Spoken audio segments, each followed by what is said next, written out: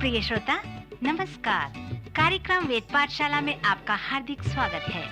इस कार्यक्रम में हम परमेश्वर के वचन का विस्तार पूर्वक अध्ययन किया करते हैं, जो आपकी आत्मिक उन्नति के लिए लाभदायक सिद्ध होगा। तो लीजिए सुनते हैं आज का ये संदेश। नमस्कार श्रोता मित्र, नीति वचन की पुस्तक का प्रारंभ इस प्रकार से होता है कि दाऊद के पुत्र इस्राएल के राजा सुलेमान के नीति वचन इनके द्वारा पढ़ने वाला बुद्धि और शिक्षा को प्राप्त करे और समझ की बातें समझे और काम करने वाले में प्रवीणता और धर्म, न्याय और सिधाई की शिक्षा पाए, कि भोले लोगों को चतुराई और जवान को ज्ञान व विवेक मिले, कि बुद्धिमान सुनकर अपनी विद्या बढ़ाए और समझदार बुद्धि का उपदेश पाए, जिससे वे नीति वचन और दृष्टांत को और बुद्धिमानों के वचन और उनके रहस्यों को समझें। यहोवा का भय मानना बुद्धि का मूल है। बुद्धि और शिक्षा को मूढ़ी लोग तुच्छ जानते हैं। मित्र, नीति वचन की पुस्तक का प्रारंभ इस प्रकार से होता है।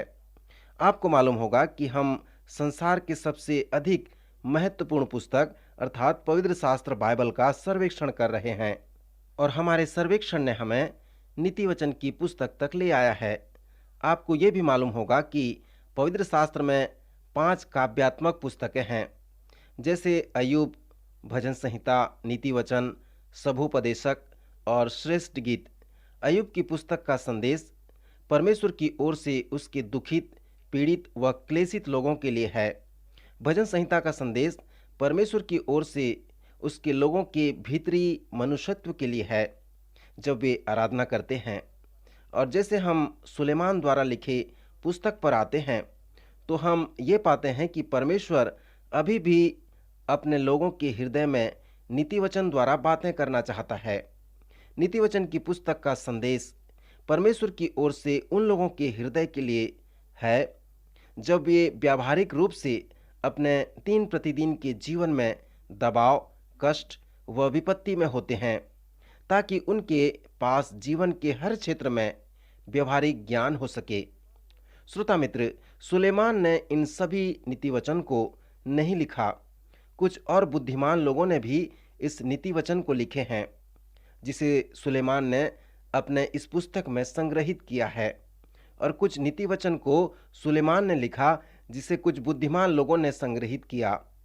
नीति वचन की पुस्तक इस प्रकार से व्यवस्थित है, जैसे प्रथम 9 अध्यायों में ये पुस्तक का उद्देश्य है, जिसे पढ़ने से ऐसा लगता है कि हम कोई बुद्धि के विषय निबंध पढ़ रहे हैं।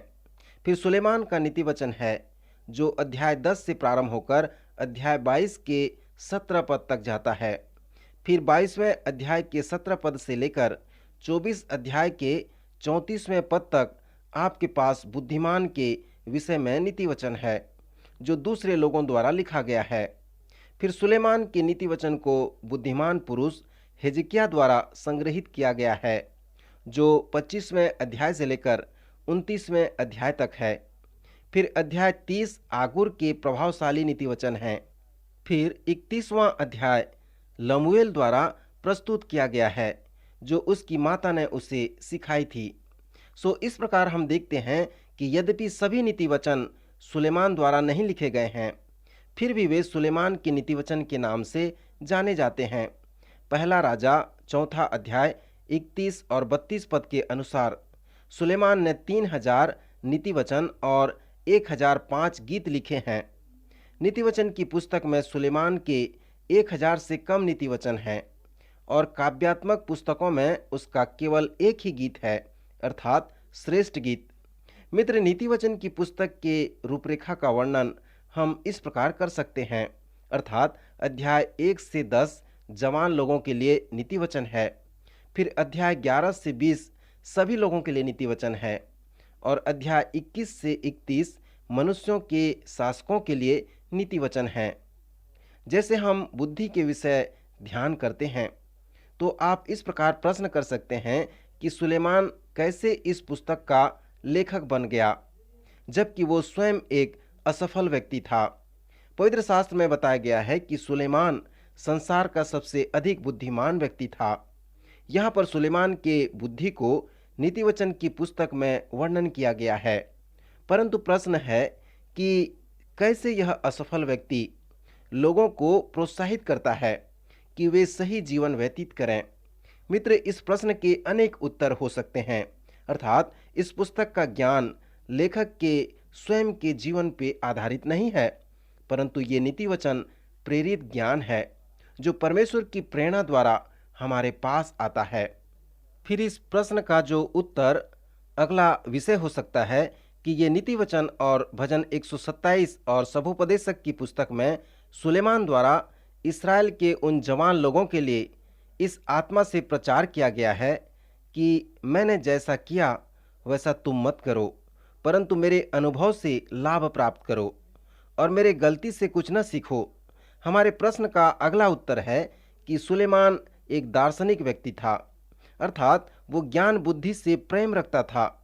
जिन लोगों के पास ज्ञान व बुद्धि है वे हमेशा ज्ञान को लागू नहीं करते। नीति वचन के प्रारंभिक कथनों में सुलेमान हमसे कहता है कि क्यों उसने इस नीति वचन को लिखा। वो कहता है, मैं चाहता हूं कि लोग जानें कि कैसे जीवन व्यतीत करना चाहिए।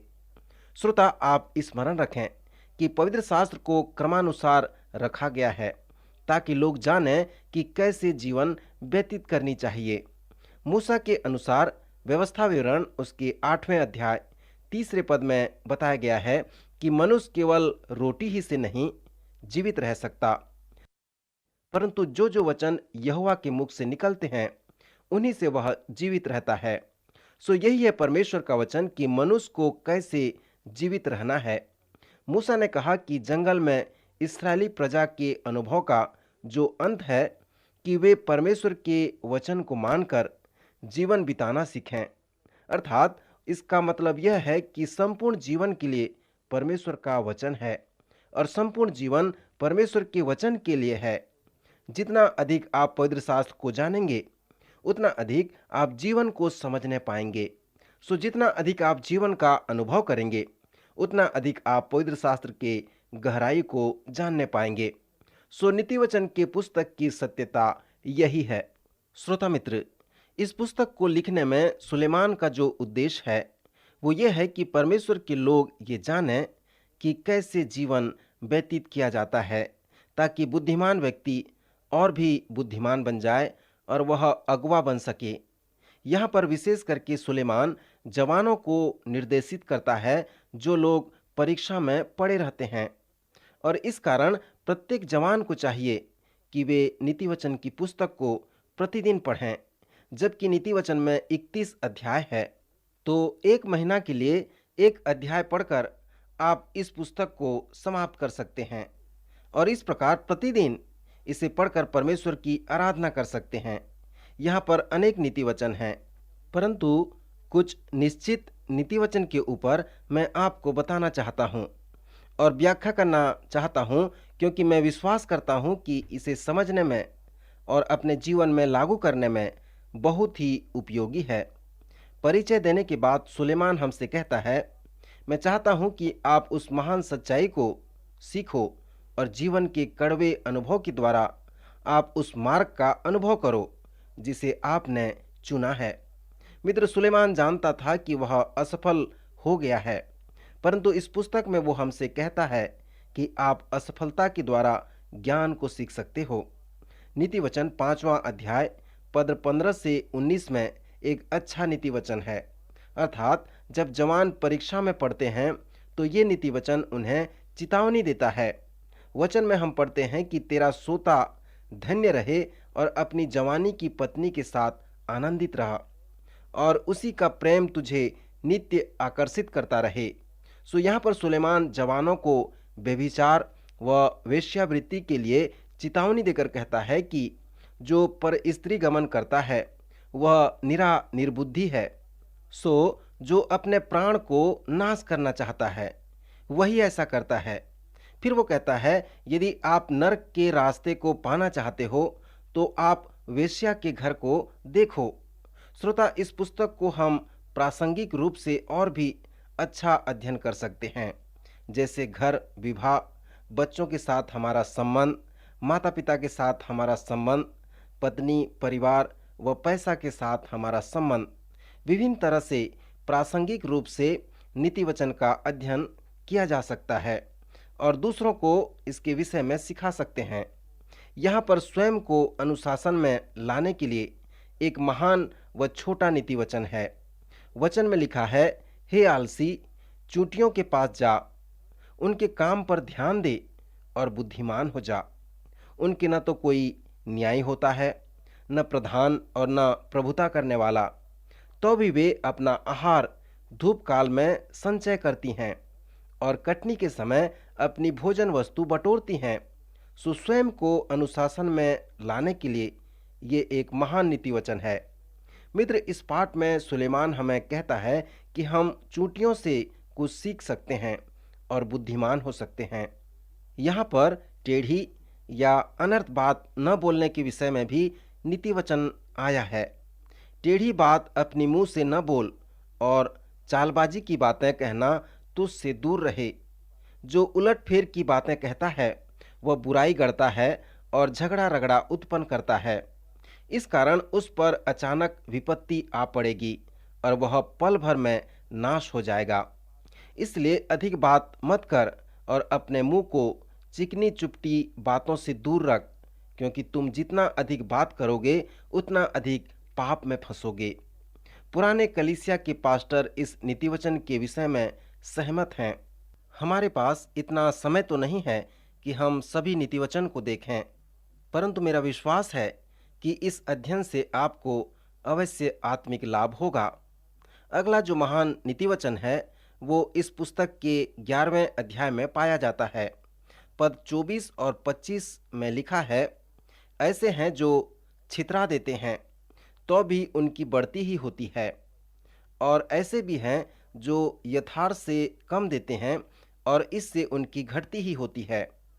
उदार प्राणी हिष्ट पुष्ट हो जाता है और जो औरों की खेती सींचता है उसकी भी सींची जाएगी। प्रभु यीशु मसीह की शिक्षा भी इसी नीति वचन के समान है। प्रभु यीशु मसीह ने हमसे कहा है कि जो अपना प्राण बचाना चाहे वो उसे खोएगा। प्रभु यीशु मसीह के अनुसार यदि आप अपने जीवन को बचाना चाहते हैं, यदि आप उसे सही सलामत रखना चाहते हैं, तो उसे दूसरों के लिए बलिदान कर दो, और यदि आप उस जीवन को मेरे लिए खो दोगे तो उसे प्राप्त कर सकोगे।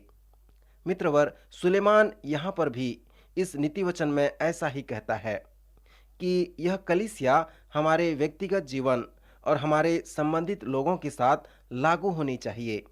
एक बार मैंने एक सेवक के द्वारा एक संदेश को सुना।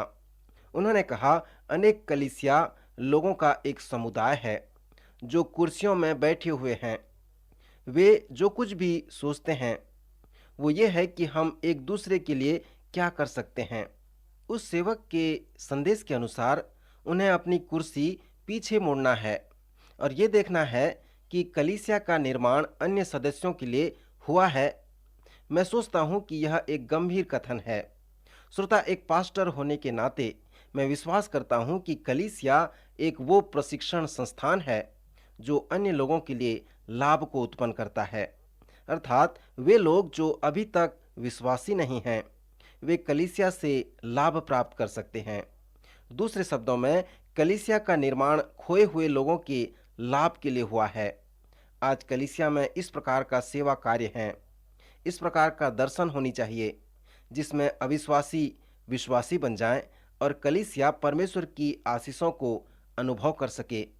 वे उन्नतिशील और फलवंत कलीसिया हों, क्योंकि जब वे आत्मिक रूप से दूसरों को सींचेंगे तो वे भी सींचे जाएंगे। उदार मनुष्य, सुलेमान कहता है कि उदार प्राणी हिष्ट पुष्ट हो जाता है। मित्र, आज इसी सच्चाई को कलीसिया में लागू करने की आवश्यकता है। मैं चाहता हूं कि और कुछ नीति वचन के ऊपर व्याख्या करूं ताकि आप अच्छी तरह से समझ सको और उन सच्चाइयों को अपने जीवन में लागू कर सको। आप इस छोटी सी बात पर ध्यान करें कि दुष्ट दोष लगाते हैं और धर्मी रक्षा करते हैं। क्या आपने कभी इस पर विचार किया कि धर्मी लोग गप्पे नहीं मारते, वे ढोंगी नहीं होते। सो धर्मी लोग रक्षा करते हैं, परंतु दुष्ट लोग दोष लगाते हैं। एक नीति वचन है जो इस प्रकार है कि उदास मन दब जाता है, परंतु भली बात से वह आनंदित होता है। मैंने उन लोगों का परामर्श किया जो महीनों व वर्षों से निराश व उदास होते हैं। फिर मैं उन्हें पूछता था कि किस वचन के द्वारा उनकी उदासी चली गई, और वे आनंदित हो गए। और वे कहते थे कि आपका प्रोत्साहन व साहस दिलाना ही हमें आनंदित कर दिया है। सो ये नीति वचन भी इसी प्रकार के हैं, अर्थात भली बातों से, प्रोत्साहन के वचनों से मन आनंदित होता है। एक और नीति वचन हम पढ़ते हैं कि बुद्धिमान व्यक्ति आगे की बातों के विषय में सोचता है, परंतु दुष्ट ऐसा नहीं सोचता, परंतु इस पर वह डींग मारता है। कुछ लोग हैं जो बिना योजना के अपने जीवन को आगे बढ़ाते हैं। वे कहते हैं जो होगा देखा जाएगा। मेरे मित्र, हमारा परमेश्वर जो है योजना व नियम का परमेश्वर है। वह हमें इस विषय में सही अगुवाई प्रदान करता है जब हम उससे मांगते हैं। आप इस बात को अवश्य मन में बनाए रखें कि मनुष्य प्रस्ताव रखता है, परंतु परमेश्वर सुव्यवस्थित करता है। अनेक विद्वान विश्वास करते हैं कि नीति वचन की पुस्तक जवान लोगों के जीवन से आधारित है। पहला सुझाव उसे उसके माता पिता द्वारा दिया गया जब वह बच्चा ही था, और जैसे जैसे बढ़ने लगा वह अपने संगी साथी के साथ संबंध बनाने लगा। फिर उसका विवाह हुआ और वह स्वयं एक पिता बन गया। अनेक लोग ये अनुभव करते हैं कि इस नीति वचन के पुस्तक का नमूना यही है। मित्र, इस पुस्तक में ऐसे अनेक नीति वचन हैं जिसका विषय बच्चों को अनुशासन में लाना है। अनेक नीति वचन बताते हैं कि यदि आप अपने बच्चों को अनुशासन में लाने के लिए अस्वीकार करते हैं तो इससे ये प्रमाणित होता है कि आप उस बच्चे से प्रेम नहीं रखते, और यदि आप उससे प्रेम रखते हैं तो आप उसको डांटेंगे, उसकी ताड़ना करेंगे, और इस प्रकार आप उसे अनुशासन में रखेंगे। अच्छा व्यक्ति जीवित रहने के लिए खाता है, परंतु बुरा व्यक्ति खाने के लिए जीवित रहता है। यह नीति वचन अनेकों को असुविधाजनक बना देता है और तितर बितर कर डालता है। यह प्रश्न भी उत्पन्न करता है कि क्यों लोग खाते हैं। मित्र, यह एक अच्छा प्रश्न है। अनेक लोग अपने आहार के लिए खाते हैं। अनेक लोग इसलिए खाते हैं क्योंकि भोजन का स्वाद अच्छा होता है। हम इसलिए खाते हैं क्योंकि हमें भूख लगती है। हम इसलिए खाते हैं क्योंकि हम उत्सुक होते हैं, हम चिंतित होते हैं, हम अकेले होते हैं। सो इस प्रकार एक बड़ी लंबी सूची है कि क्यों हम खाना खाते हैं। श्रोता, इस नीति वचन को हम अपने जीवन में लागू करके अनेक शारीरिक समस्या को दूर कर सकते हैं। अच्छा व्यक्ति जीवित रहने के लिए खाना खाता है और बुरा व्यक्ति खाने के लिए जीवित रहता है। वह हर समय खाने के विषय में सोचते रहता है। जब वह नाश्ता खाकर समाप्त करता है तब वह दोपहर के भोजन के विषय में सोचता है कि वह दोपहर में क्या खाएगा। जब वह दोपहर का भोजन समाप्त करता है तब वह रात्रि के भोजन के विषय में सोचने लगता है कि रात में वह क्या खाएगा। इस नीति वचन में अलग अलग प्रकार के अनुवाद हैं। एक अनुवाद कहता है, धर्मी जन अपने हृदय की संतुष्टि के लिए खाता है, परंतु दुष्ट का पेट हमेशा खाली होता है, हमेशा अधिक खाना चाहता है। फिर नीति वचन इस प्रकार के हैं कि जो अपने मुंह की चौकसी करता है वह अपने प्राण की रक्षा करता है, परंतु जो गाल बजाता है उसका विनाश हो जाता है।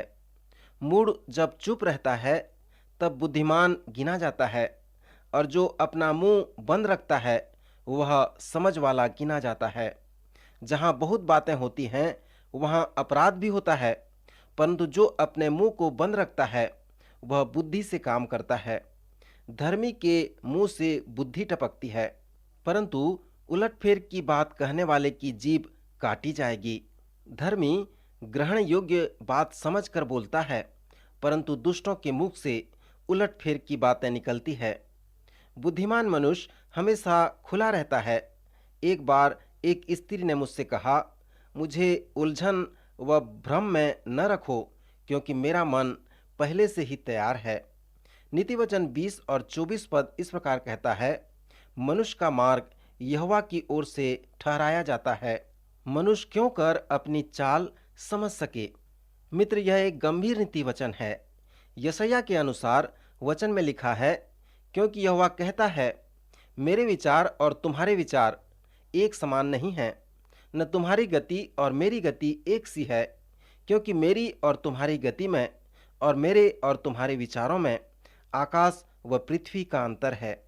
श्रोता मित्र, इस वचन पर थोड़ा गौर करें कि यदि हम परमेश्वर के मार्ग को, उसके गति को जानना चाहते हैं, यदि हम परमेश्वर की इच्छा को जानना चाहते हैं और यदि हम उसकी गति व उसकी इच्छा में चलना चाहते हैं, तो हम अपने ही इच्छा पर चलकर क्यों उसमें आस लगाए रहते हैं।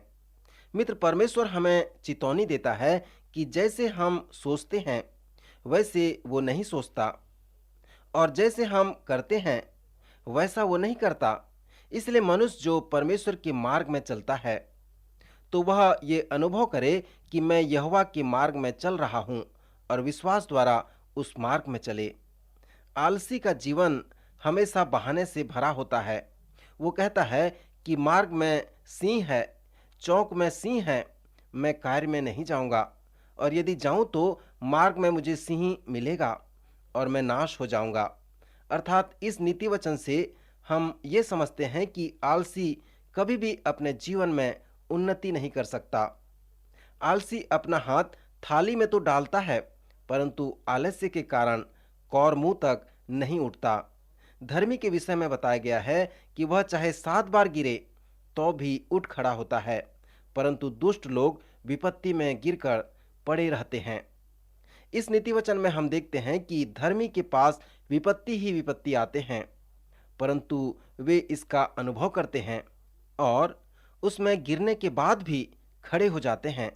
फिर बुद्धि के विषय में अधिक जोर देकर बताया गया है, क्योंकि बुद्धि की प्राप्ति चांदी की प्राप्ति से बड़ी और उसका लाभ चोखे सोने के लाभ से भी उत्तम है। वह मूंग से अधिक अनमोल है, और जितनी वस्तुओं की तू लालसा करता है उनमें से कोई भी उसके तुल्य न ठहरेगी। श्रोता मित्र, सुलेमान जिस उद्देश्य से इस नीति वचन को हमारे लिए लिखा है कि बुद्धिमान और बुद्धि प्राप्त कर एक आत्मिक बुद्धिमान अगुवे हो जाओ और साधारण बुद्धि के लोग बुद्धिमान बन जाओ, फिर उसका उद्देश्य है कि हर परिस्थिति में वो जीवन व्यतीत करना सीखे। इस नीति वचन में हृदय, आत्मा व प्राण शब्द का उपयोग 70 बार आया है। फिर नीति वचन में परमेश्वर के लोगों के हृदय, आत्मा व प्राण के लिए परमेश्वर का एक महान संदेश है, जो इस प्रकार बताता है कि वे कैसे जीवन व्यतीत करें और कैसे दिन प्रतिदिन के जीवन में उन समस्याओं का सामना करें। मूसा के उन वचनों के अनुसार मनुष्य केवल रोटी ही से नहीं जीवित रहता, परंतु परमेश्वर के उन प्रत्येक वचन से जो परमेश्वर के मुख से निकलता है जीवित रहेगा। सो इस प्रकार के वचन इस नीति वचन में लिखे गए हैं। फिर नीति वचन 3:5 में लिखा है, तू अपनी समझ का सहारा न लेना, वरन संपूर्ण मन से यहोवा पर भरोसा रखना। परमेश्वर आप सबों पर अनुग्रह करे कि आप उस पर भरोसा रख सको, उसके मार्ग पर चल सको और उसकी बुद्धि को अपने जीवन में प्राप्त कर सको। इन वचनों द्वारा आज हम यहीं पर रुकते हैं। प्रभु आपको आशीष दे।